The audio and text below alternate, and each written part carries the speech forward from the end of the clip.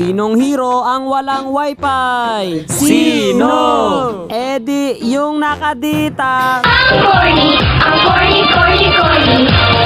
Ang corny, ang corny, corny, corny. May bagong skin pala si Kadita, hindi ko man lang, uy, ano yun? Ang cute naman nun. Tingnan mo, gumigiling, wiggle, wiggle, wiggle. Wow, ang cute. Second skill check. Piyong, wow, nakita ko na to sa Hungry Shark. Ano ba to? Piranha or pating? O, farm first daw. Sabi ng core namin hindi pa rin nakakapag-farm hanggang ngayon. Ito pre, wala siyang kalam-alam na i-wiggle, wiggle, wiggle. Sabay fountain. Grabe, higop ang buong kaluluwa. Kanina ko pa hindi nakikita yung Eudora dito pero meron akong plano pre, papalabasin ko lang siya. Gagamitan ko siya ng first skill para ma-immune. Okay, hindi ko na pala nagamit. Pero ayos lang kasi kukubuan ko siya. Ayan fountain. Boog! Sabay. Ayun, doon ako nalo. Pero syempre, hindi na makakaisa ulit sa akin yun. Eto pre, sila wiggle, wiggle, fountain, sabay.